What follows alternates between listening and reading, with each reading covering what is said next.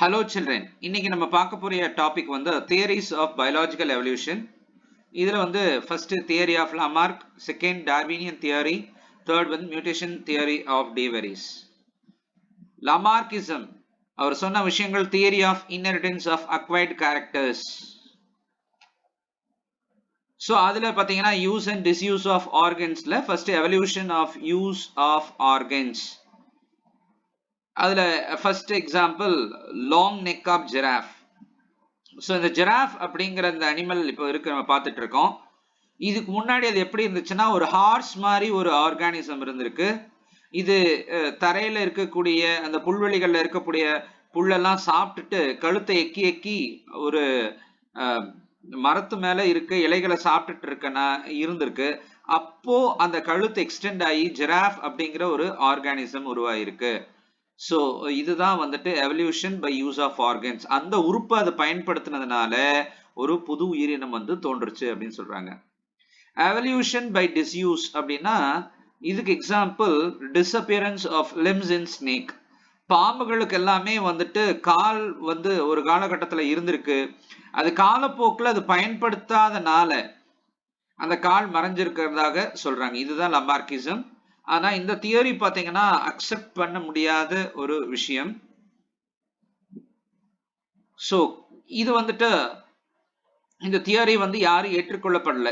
ஏன் அப்படின்னாக்கா characters are inherited only through gene. ஜீன்னால மட்டும்தான் அது அடுத்த தலைமுறைக்கு எடுத்து போகும் தவிர அது ஜீன் டிஎன்ஏ அதுல மாற்றங்கள் இல்லாதனால வெளிப்புற தோற்றத்துல பெறப்பட்ட ஒரு பண்பு அடுத்த தலைமுறைக்கு எடுத்து செல்லப்படாது.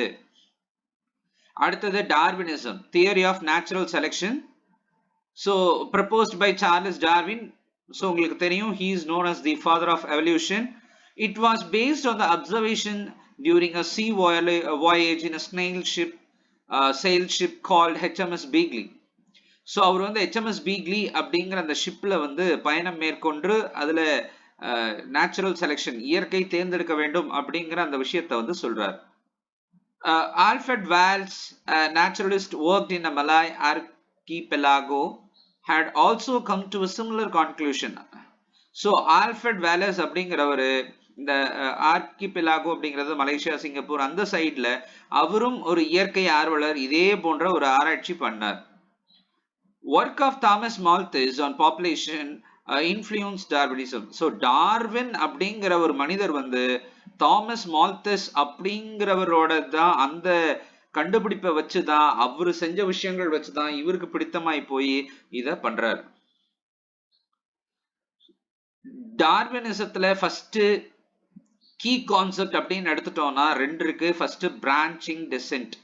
இதுல என்ன சொல்ல வராங்கன்னா, உயிரினங்கள் இப்ப காணப்படுகின்ற உயிரினங்கள் எல்லாமே ஏற்கனவே ஏதோ ஒரு உயிரினத்துல இருந்துதான் உருவாயிருக்கு அப்படின்னு சொல்றாங்க. அதான் பிரான்ச்சிங் டெசென்ட்.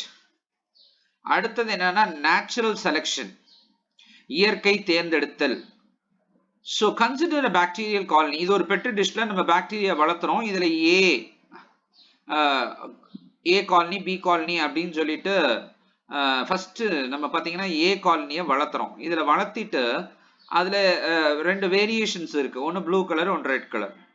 இதுல வந்துட்டு அதுல யூஸ் பண்ற அந்த மீடியத்துல ஒரு ஆன்டிபயோட்டிக் ஆட் பண்றோம். உடனே அதுல இருக்கக்கூடிய அந்த ப்ளூ கலர்லாம் அழிஞ்சு போய் ரெட் கலர் வந்துருச்சு.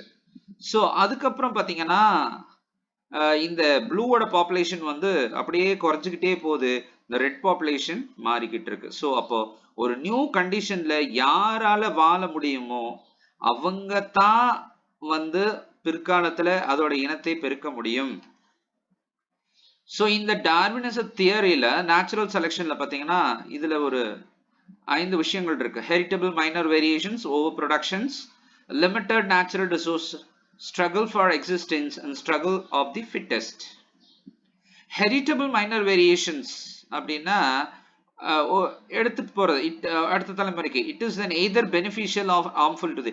ஒரு சின்ன மாற்றம் ஆனது, ஒரு மாற்றம் வந்து அடுத்த தலைமுறைக்கு அது நல்லதோ கெட்டதோ அது அடுத்த தலைமுறைக்கு எடுத்து செல்லப்பட வேண்டும். ஓவர் ப்ரொடக்ஷன் அப்படின்னாக்கா இப்போ நிறைய ஆர்கானிசம் பாத்தீங்கன்னா நிறைய முட்டை விடும். ஆனா அதுல ஒரு சிலது தான் பொழைக்கும். சரிங்களா? சோ அப்போ ஓவரா அந்த முட்டை போடுறதும் சரி, அந்த உயிரினங்களும் வந்து அளவுக்கு அதிகமாக ரீப்ரொடியூஷன் பண்ற காலத்தினால அது வாழும். Limited natural resources. Resources are not increased in accordance with the population size. So இயற்கை வளங்களும் வந்துட்டு மக்கள் தொகை இல்ல அந்த உயிரினத்தோட பாப்புலேஷன் அதிகமாகும் போது அதுவும் இன்க்ரீஸ் ஆகணும். ஆனா அப்படி ஆகிறது இல்ல. ஸ்ட்ரகிள் ஃபார் எக்ஸிஸ்டன்ஸ், ஒரு இரண்டு உயிரினங்களுக்கு ஒரு போராட்டம். It is the competition between an organism for resource so that population size is limited.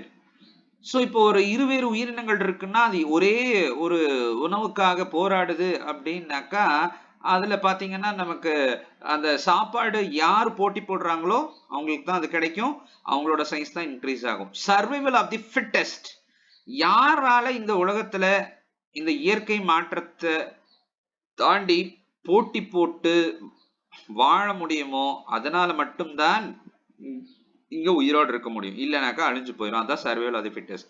In struggle for existence organism with beneficial variation can utilise resource better. So அது உயிரோட வாழணும் அப்படின்னாக்கா அங்க இருக்க வளங்களை அது வந்து சரியாக பயன்படுத்த வேண்டும். தென் அது போட்டி போட்டு அதை இனப்பெருக்கம் பண்ணணும். சோ அதனால மட்டும்தான் இங்க வந்து உயிரினங்கள் வாழ முடியும். அடுத்து நம்ம மூணாவதா பார்க்கக்கூடியது ஹியூகோ டி வெரிஸ் அப்படின்றவரோட மியூட்டேஷன் தியரி. இவரு என்ன செடியில வந்து ஆராய்ச்சி பண்றாருன்னா ஈவினிங் பிரைம் ரோஸ் ஈனோதீரா லமார்கியானா அப்படிங்கிற இந்த ஒரு சின்ன செடி, அதுல ஆராய்ச்சி பண்றார். அவரு believed that evolution takes place through mutation. பரிணாம வளர்ச்சி என்பது இந்த டிஎன்ஏல ஏற்படக்கூடிய மாற்றம் தவிர not by a minor variation, சின்ன சின்ன வேரியேஷன்னால மாறாது அப்படின்னு சொல்றாரு. So Darwinian variation is minor, slow, directional. It result in a gradual evolution. Darwinian கொள்கை அப்படிங்கிறது மைனர் சின்னதாக, ஸ்லோ மெதுவாக, டைரக்ஷனல் அது ஒரு குறிக்கோளை நோக்கி சென்று கொண்டு இருக்கும். சோ இதுதான் கிராஜுவல் எவல்யூஷன். மியூட்டேஷனல் வேரியேஷன் அது என்ன சொல்றாங்க அப்படின்னாக்கா திடீர் ஒரு மாற்றம், எங்க மாற்றம் நடைபெறுதுன்னு தெரியாது, ஆனா எதுக்காக அது மாறுதுன்னு தெரியாது, அதுக்கு பேர் தான் சால்டேஷன். So mutation is the origin of variation for evolution. பரிணாம வளர்ச்சி ஒரு அப்படின்னாலே அதுல மாற்றங்கள் இருக்கணும், அந்த மாற்றங்கள் இருந்தாதான் பரிணாம வளர்ச்சி எவல்யூஷன் அப்படிங்கிறது இருக்கும். கிளாஸ் 12 பயாலஜிலே மிக மிக முக்கியமான ஒரு கேள்வி, Hardy Weinberg principle or Hardy Weinberg law. அவர் என்ன சொல்றாரு? It says that allele frequency in the populations are stable and is constant from generation generation in the absence of disturbing factors. இந்த டெஃபினிஷனை வந்து நான் பின்னாடி எக்ஸ்பிளைன் பண்றேன். ஃபர்ஸ்ட் ஜீன் பூல்னா என்ன? ஒரு பாப்புலேஷன்ல எத்தனை வகையான ஜீன்கள் இருக்கோ அந்த ஒட்டுமொத்த ஜீன்களையும் நம்ம ஜீன் பூல் அப்படின்னு சொல்றோம். சரி, இந்த ஜீன்ல இருக்கக்கூடிய இந்த ஜீன் பூல்ல இருக்கக்கூடிய ஜீன்கள் எல்லாமே அடுத்த தலைமுறைக்கு போகும்போது நிலையாக இருக்குமா அப்படின்னு சொல்றதுதான் ஹார்டி வெயின் ஈக்லிபிரியம். அது எப்படி அந்த கூட்டினா ஒண்ணு வரணுங்கிறாங்க, அது எப்படிங்கிறத பார்ப்போம். First consider in a diploid அப்படின்னா உங்களுக்கு ஹாப்ளாய்டு டிப்ளாய்டு டிஃபரன்ஷியேட் தெரிஞ்சிருக்கணும்.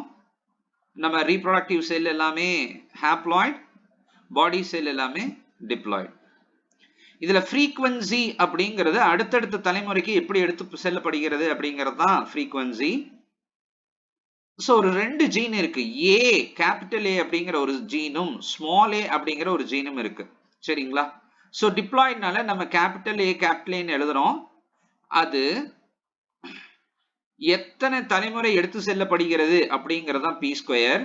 ஃப்ரீக்வன்சி ஆஃப் ஸ்மால் ஏ அப்படிங்கிறது அது ஒரு ஜீன் அலீல், அது வந்து எத்தனை தலைமுறை போயிருக்குங்கிறது கியூ ஸ்கொயர். சோ அதே மாதிரி கேபிட்டல் ஏ அந்த ஸ்மால் ஏ ஒன்னா சேர்ந்தது 2pq. ஹியர் அதை வச்சு பைனாமியல் எக்ஸ்பிரஷன்ல நம்ம என்ன கொண்டு வரோம்னா ஏ அப்படிங்கிற ஒரு ஜீன் எத்தனை தலைமுறைக்கு, அதாவது கேபிட்டல் ஏங்கிறது எத்தனை தலைமுறைக்கு போயிருக்கும் அப்படிங்கறதான் பி ஸ்கொயர், பிளஸ் 2pq அப்படிங்கிறது இந்த கேபிட்டல் A ஸ்மால் a ரெண்டும் சேர்ந்துச்சுன்னா அது எத்தனை தலைமுறைக்கு போயிருக்கும்ன்றது 2pq பிளஸ் q ஸ்கொயர் அப்படிங்கிறது ஸ்மால் a எத்தனை தலைமுறை போயிருக்குங்கிறது q ஸ்கொயர். இது எல்லாத்தையும் கூட்டணும்னா 1 வரணும் அப்படிங்கிறார். Change in the frequency of allele in a population disturbs Hardy-Weinberg equilibrium. So இப்போ இந்த ஜீன் வந்துட்டு allele ஒவ்வொரு தலைமுறைக்கு எடுத்து செல்லப்படுகிறது. இந்த ஈக்குவேஷன் பிரகாரம் அது 1 வரல அப்படின்னாக்கா அதுல கொஞ்சம் பிரச்சனை இருக்கு. என்ன பிரச்சனைன்றத பின்னாடி பார்ப்போம். ஒரு எக்ஸாம்பிளுக்கு பார்ப்போம். ஃபார் எக்ஸாம்பிள் 20 பீட்டில் இருக்கு. அதுல இருக்கக்கூடிய அந்த ஜீனோடைப் எல்லாம் பாருங்க, கேபிட்டல் ஏ அப்படி எல்லாம் இருக்கா, கேபிட்டல் ஏ ஸ்மால் ஏ இருக்கு. இதுல ஒரு கால்குலேஷன் எக்ஸாமுக்கு வரும். இதுல எப்படின்னு பாத்தீங்கன்னா frequency of A, capital A வந்து எத்தனை தலைமுறைக்கு வந்திருக்குங்கிறது பி. சோ அப்ப நீங்க எல்லாத்தையும் கவுண்ட் பண்ணும். டோட்டலா 40 இருக்கு இல்லையா, 40 அலீல் இருக்கு. அதுல கேபிட்டல் ஏ மட்டும் எத்தனை டைம் வந்திருக்குங்கிறது 26. சோ 0.65 சரிங்களா. அதே மாதிரி ஸ்மால் ஏ அப்படிங்கிறது எத்தனை தலைமுறை வந்திருக்கு Q, 14 divided by 40 equal to 0.35. So இதுதான் டோட்டல் அலீல். அப்ப P யும் Q யும் கூட்டினா 1 வரணும். நம்பர் ஆஃப் பீட்டில்ஸ் 20 சரிங்களா. கேபிட்டல் ஏ 10 அதை கவுண்ட் பண்ணீங்கன்னா capital A 6, small A 4. frequency of genotype A அப்படிங்கிறது 0.5. இது பாருங்க உங்களுக்கு தெரியும். frequency of genotype capital A small a 6. அதுல 20ல capital A small a எத்தனை வந்திருக்கு, 6 டைம் வந்திருக்கு. so 6 divided by 20 0.3. frequency of genotype capital A இல்ல small a 4 divided by 20 equal to, இதெல்லாம் கூட்டினீங்கன்னா 1 வருதா. சரி, இப்ப வருவோம் அந்த நம்ம ஏற்கனவே சொன்ன விஷயத்துல. The allele frequency definition. The allele frequency in populations are stable and is constant from generation to generation in the absence of disturbing factors. And the disturbing factors எல்லாம் என்னன்னா இந்த 5 disturbing factors: gene migration, genetic drift, mutation, genetic recombination, natural selection.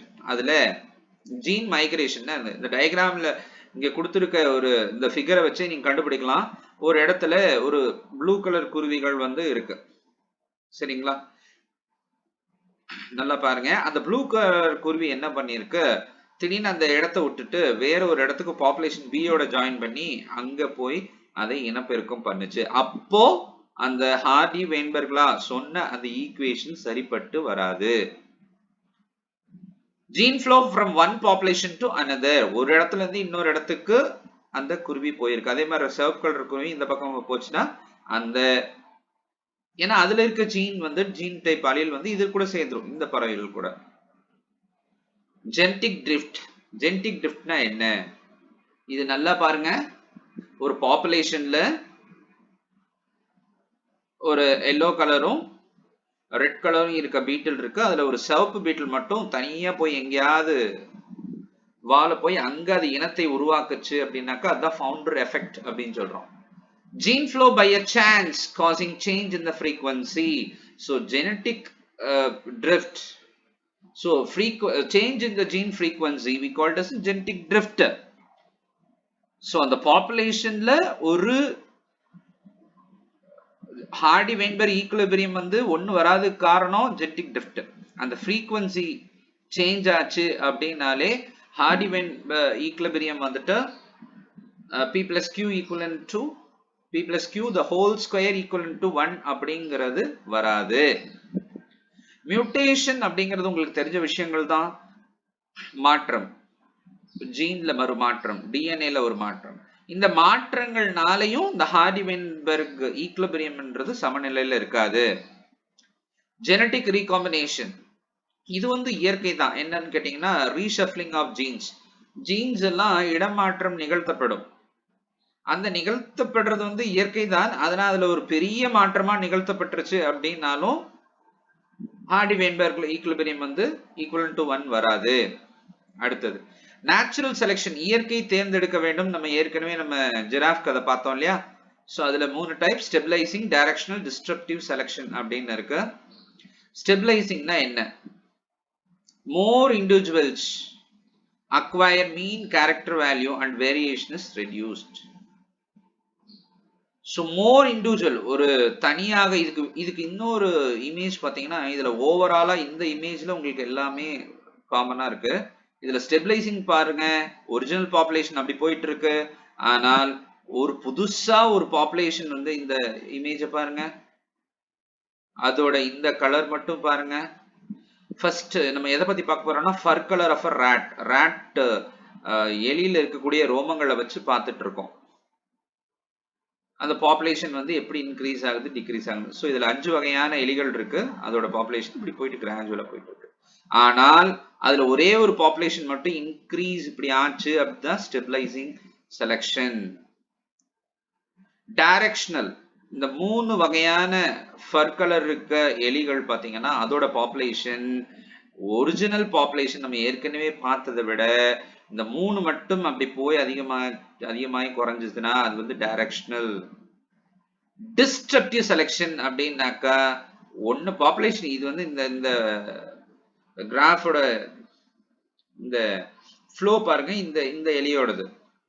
So இதோட population இப்படி increase ஆகி மறுபடியும் குறையுது, மறுபடியும் இந்த எலியோட பாப்புலேஷன் இன்க்ரீஸ் ஆகி குறையுது. இது வந்து டிஸ்ட்ரக்டிவ் செலக்ஷன் அப்படின்னு நம்ம சொல்றோம். Thank you children. இந்த வீடியோ யூஸ்ஃபுல்லா இருக்கும்னு நினைக்கிறேன். பிடிச்சிருந்தா இந்த சேனலை சப்ஸ்கிரைப் பண்ணுங்க.